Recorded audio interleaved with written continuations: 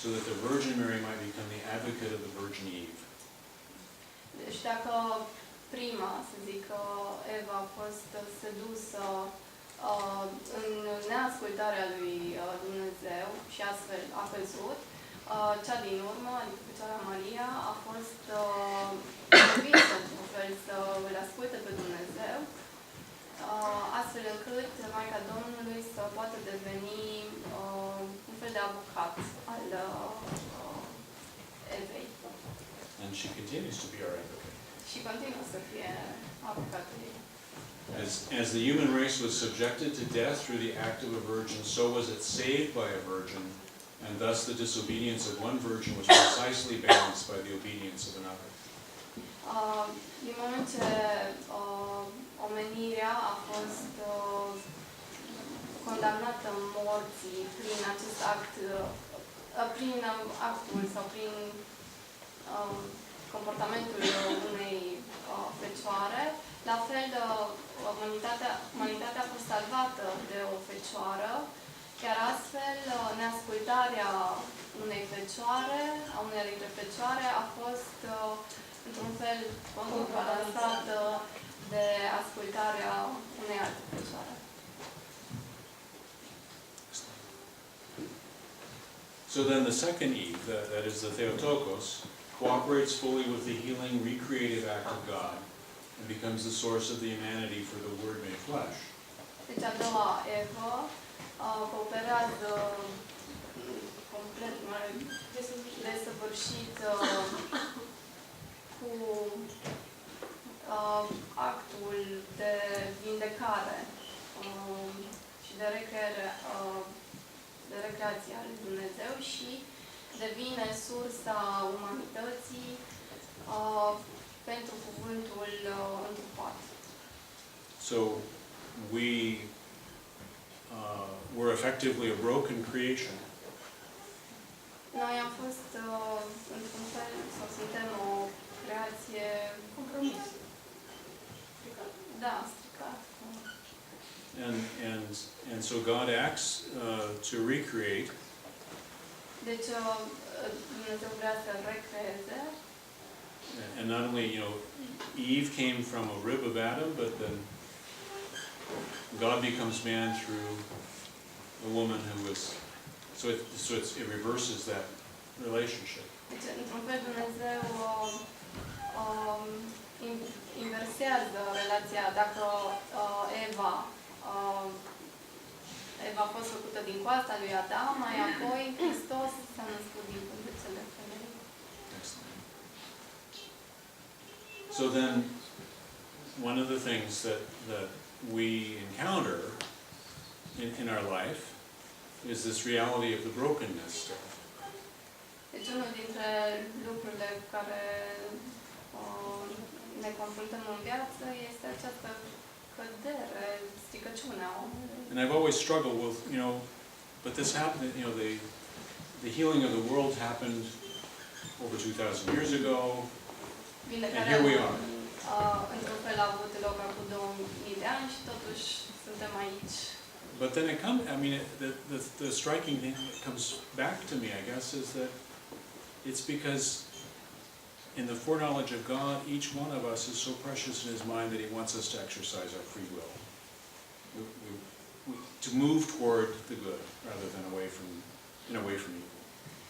Deci noi suntem atât de valoroși în ochii lui Dumnezeu încât El ar vrea să ne vadă înaintând înspre El. And we're all, we're more than halfway now toward the Holy Week. Și acum suntem undeva la jumătatea postului. And in the great glory of the church. În marea slavă a bisericii. We know that metaphors are real. Știm că de fapt metaforele sunt adevărate, reale. And so the metaphorical expression of reliving or living through Holy Week. Așa că această metaforă a retrăirii sau a trăirii în săptămâna patimilor. Is our opportunity, our personal opportunity. Este șansa noastră personală. To have the same encounter. De a avea același tip de întâlnire. With the Lord that we crucify, and then hopefully glorify His resurrection. Deci de a avea această întâlnire personală cu Dumnezeu pe care l-am răstignit, dar și pe care acum îl slăvim. But in this journey that we experience, we always have this sense of loss, this sadness. Dar în toată această călătorie avem acest sentiment al pierderii, al tristeții. And I think the modern saint, Saint Silouan of Athos, Și, de exemplu, sfinții contemporani, cum e Sfântul Siluan, had an extraordinary personal experience of encountering Christ. care a avut o experiență personală în a-L întâlni pe Hristos. And then he went off to someone and talked about it, and they said, "Oh, how wonderful you must be because you had this vision." Iar apoi a mers și a spus altora despre această experiență și reacția celorlalți a fost: vai, trebuie să fii un om extraordinar dacă ai avut parte de o astfel de viziune. And all the peace and joy left him, and he was in torment. Și toată pacea și liniștea pe care o dobândise atunci când a văzut pe Hristos, de fapt a dispărut. Și a fost într-o suferință imensă. And in his agony, trying to come back and find Christ. Și în această agonie pe care a simțit-o, încercând să se întoarcă la Hristos, să regăsească, it was through these words that he heard in his head that keep thy mind in hell and despair not. A continuat să pronunțe aceste cuvinte pe care le-a auzit undeva în adâncul inimii, adică țineți mintea în iad și nu de desnădăjdui. And it's interesting, if any of you are familiar with the Estonian composer Arvo Pärt. Dacă sunteți familiarizați cu compozitorul estonian Arvo Pärt, who was an Orthodox convert. Care tot așa s-a convertit în ortodox. One of his most recent compositions is on this theme relating to Adam's lament, his sorrow over the loss of paradise. Una dintre ultimele sale compoziții, tocmai la aceasta se referă la jalea, într-un fel, lamentarea lui Adam în legătură cu pierderea raiului. Which Saint Silouan wrote about. He wrote despre care și Sfântul Silouan. Excellent. We talked already a little bit about pathos. Deci, deja am vorbit puțin despre pathos, ce înseamnă. Next slide. One more slide. So this is a British or English writer from the 19th century. She had a pen name George Eliot, but obviously was not George. O scriitoare britanică, dar bineînțeles a fost femeie, deci numele ei nu a fost George. But a lot of her writing was about loss, about suffering, the novels, and they were very Christian.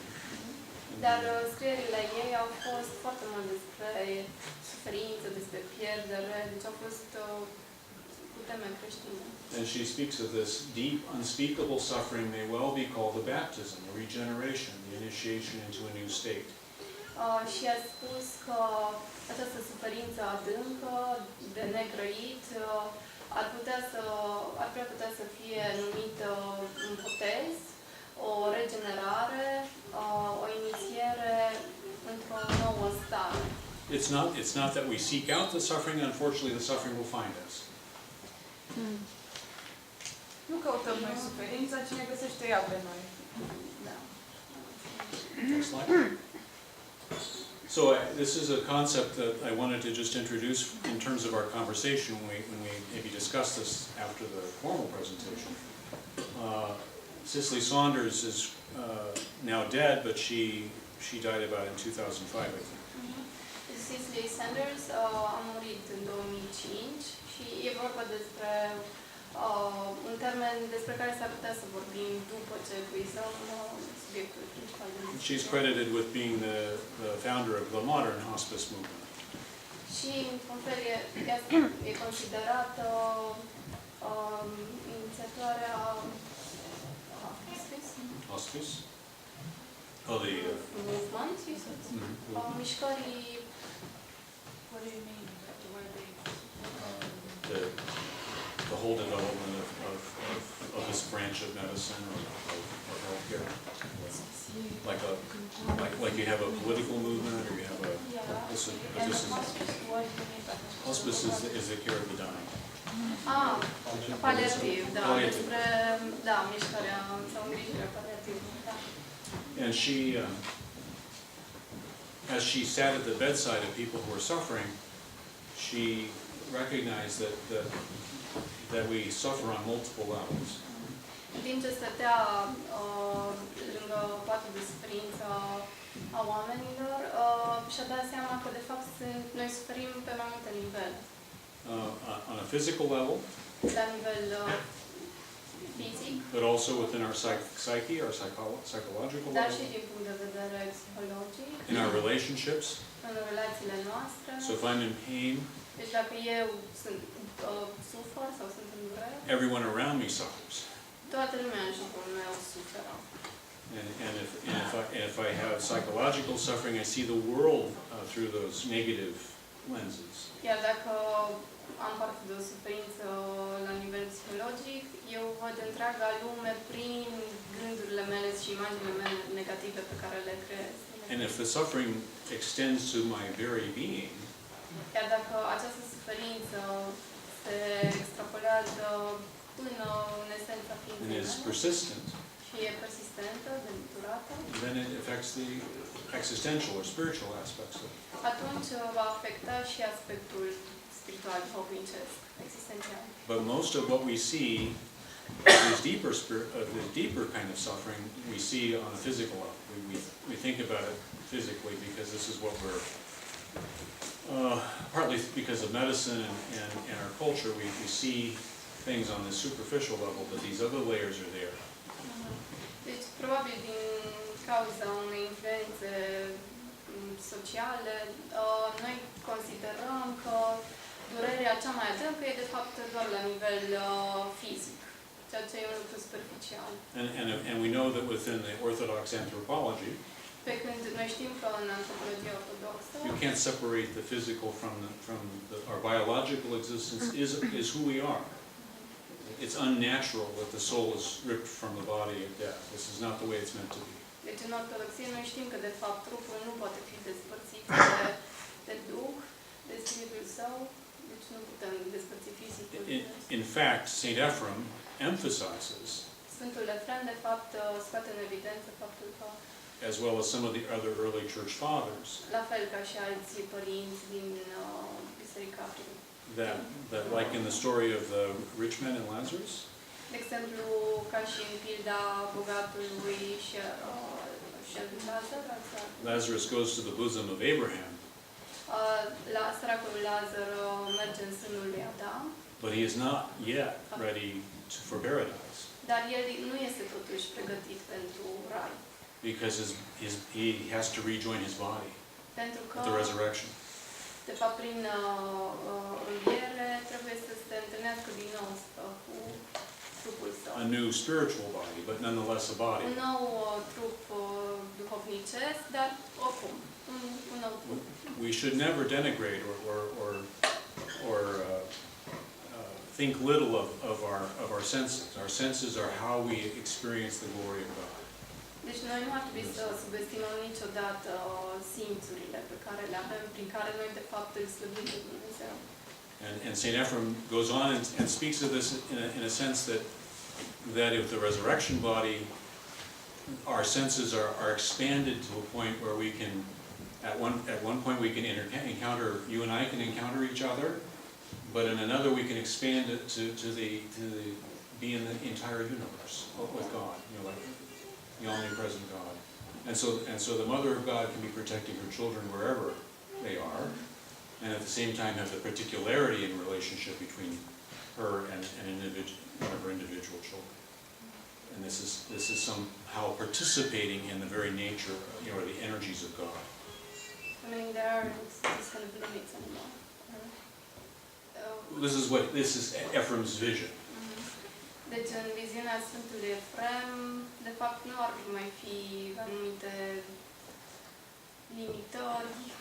Simțurile pot să cuprindă întreg Da, univers. simțurile pot să cuprindă întreg univers, așa cum Maica Domnului poate să ne aibă pe noi pe toți ca și copii ai ei și nu mai există, nu știu, mărginiri și granițe. It's because love is not an abstraction anymore. Love is a person.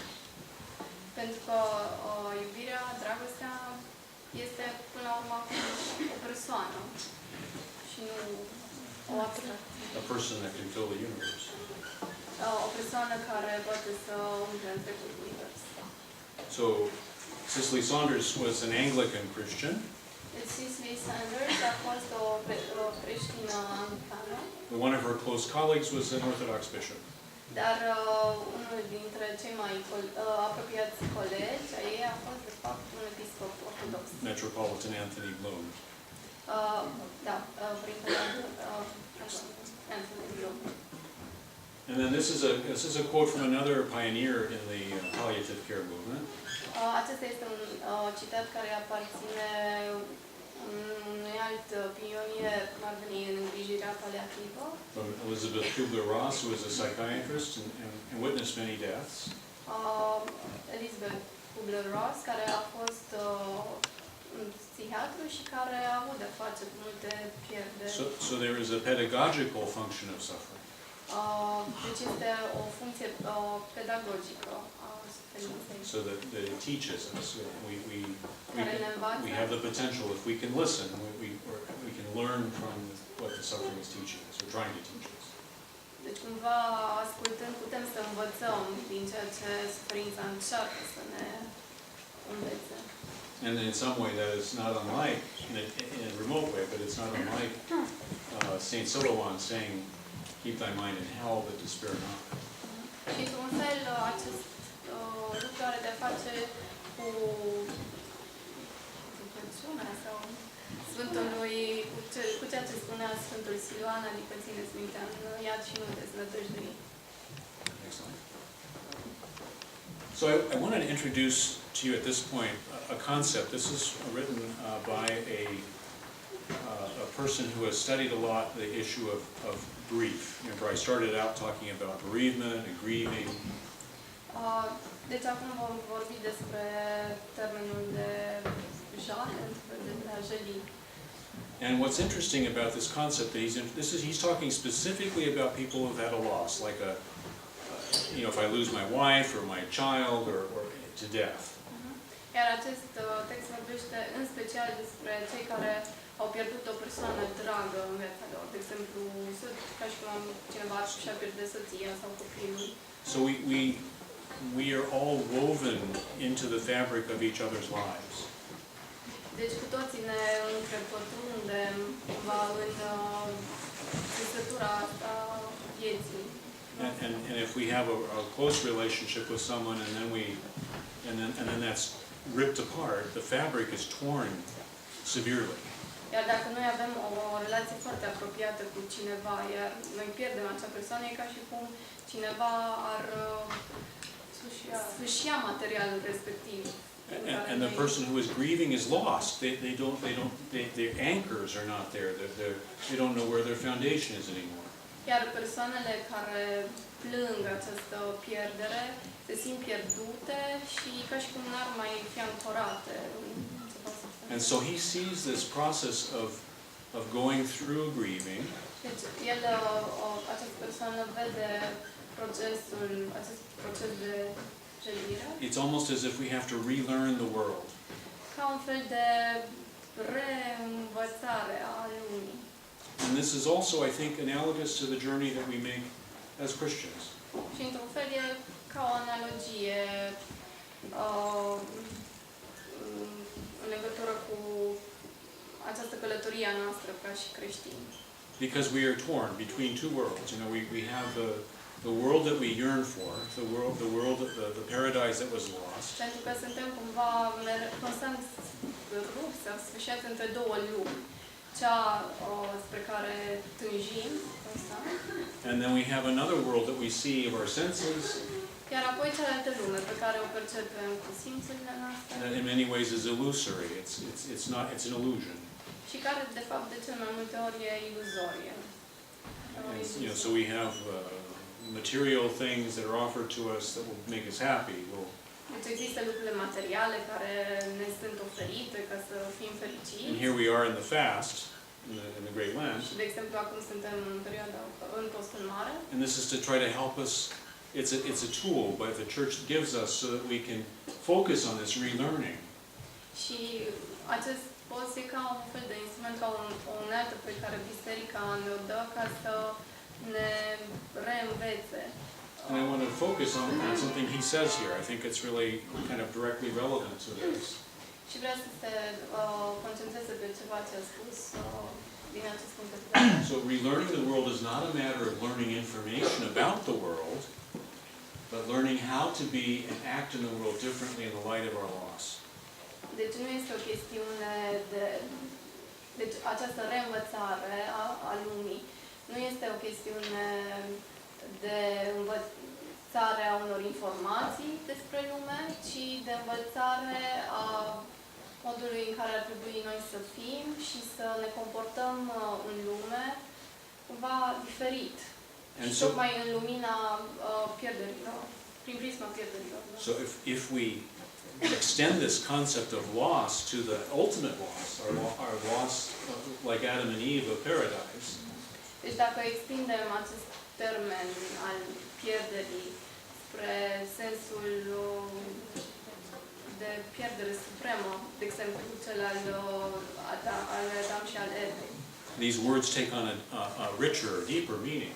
Atunci aceste cuvinte primesc un înțeles mult mai adânc și mai bogat. So you can't make an academic study of God.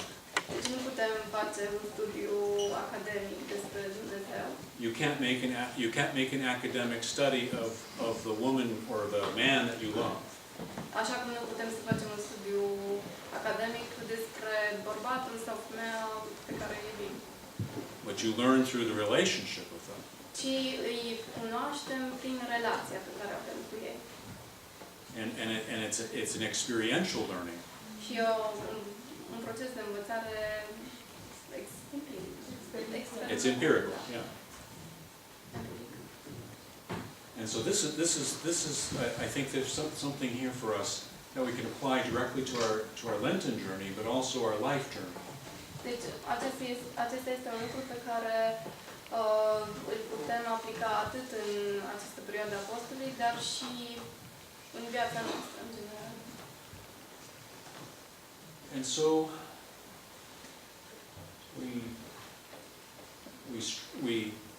we encounter losses. I mentioned more trivial losses. We leave school and we go to the university, and so on. Deci întâmpinăm mai multe pierderi de-a lungul vieții, chiar și acelea pe care le-am menționat la început, faptul că, nu știu, terminăm liceul, începem facultatea. But then we form relationships with people and we love them. Dar totuși, în acele perioade, noi ne formăm niște relații, închegăm relații cu oamenii, cu anumiți oameni iubim. Which always means a risk. Ceea ce întotdeauna înseamnă un risc. Because the more you love, the more you will likely suffer. Pentru că cât iubești mai mult, cu atât sunt șanse mai mari ca tu să suferi mai mult. But rather than avoiding it, it's in the suffering itself that we can sometimes find the healing. Dar nu ar trebui, de fapt, să evităm această suferință, ci tocmai prin această suferință noi ne putem vindeca. If we come with this spirit of wanting to relearn our world. Mai ales dacă venim cu acest duh al reînvățării lumii. So, Professor Addig goes on to talk about what we relearn in terms of those who have had a loss. Deci acest profesor continuă să vorbească despre pierderile noastre. So we realize that our whole physical environment has changed. Deci observăm că întregul mediu înconjurător se schimbă. So we have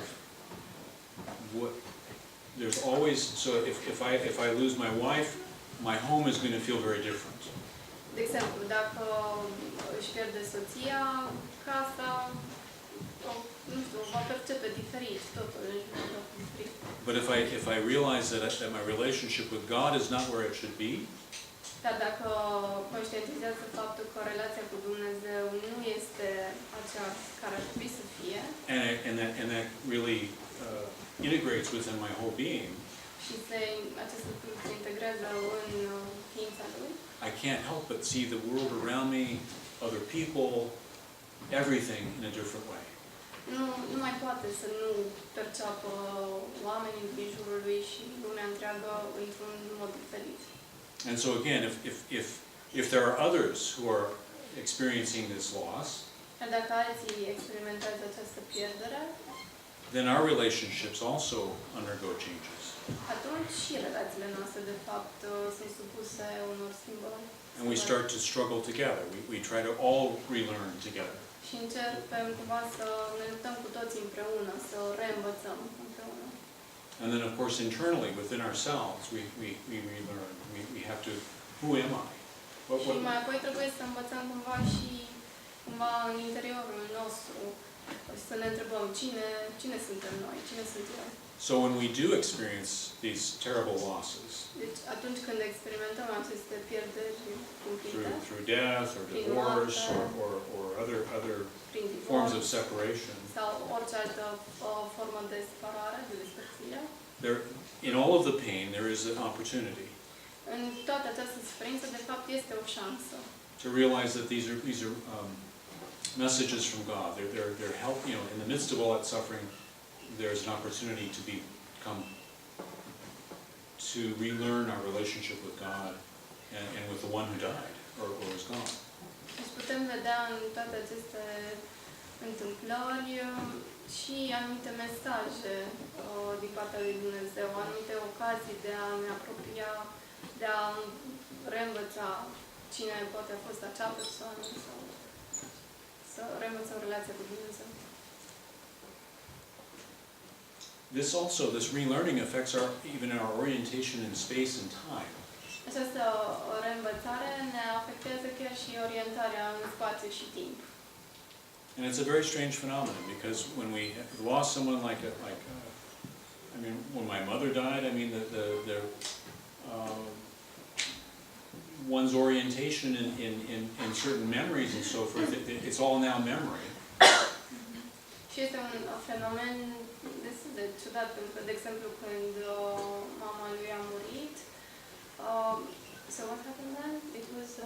It changes. I mean, you no longer have future plans to go visit. Lucrurile s-au schimbat. De exemplu, nu mai puteți să aibă planuri de viitor, de a o vizita, de exemplu. You know, what's interesting though within the Orthodox tradition, of course, is that you can still visit them. You go and you plant flowers at the cemetery. În tradiția ortodoxă, noi ne mai putem întâlni cu aceste persoane. Le putem vizita, putem să le cumpărăm flori, să le ducem la mormânt. And of course, ultimately, it's our spiritual orientation, the cosmos, that we have to relearn. Și până la urmă, noi de fapt trebuie să reînvățăm această orientare a Duhului nostru, a Spiritului în univers.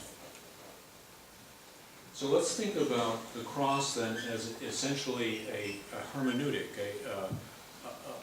a tool for interpreting the world and relearning the world. Deci ar trebui să ne gândim la cruce ca la o hermeneutică, ca la un termen prin care să reînvățăm, de fapt, lumea. Okay. De instrument. And so this is again quoting from St. Ephrem. Deci un alt citat al Sfântului Efrem, din Sfântul Efrem. Blessed be the merciful one who saw the sword beside paradise, barring the way to the tree of life. He came and took to himself a body which was wounded, so that by the opening of his side he might open up the way into paradise. Binecuvântat să fie cel milostiv care a văzut sabia lângă rai, oprind cumva calea spre copacul vieții. El a venit și și-a însușit un trup care a fost rănit, astfel încât, străpungându-și cu asta, să se poată deschide calea spre rai. It's this extraordinary kind of metaphorical images or language Deci aceasta este o imagine și un limbaj metaforic that can only begin to approach mysteries that we don't. care într-un fel încearcă să se apropie de aceste taine pe care noi nu le putem înțelege. But we know because of the relationship that's involved that those metaphors become real. Dar noi știm, tocmai prin prisma relațiilor,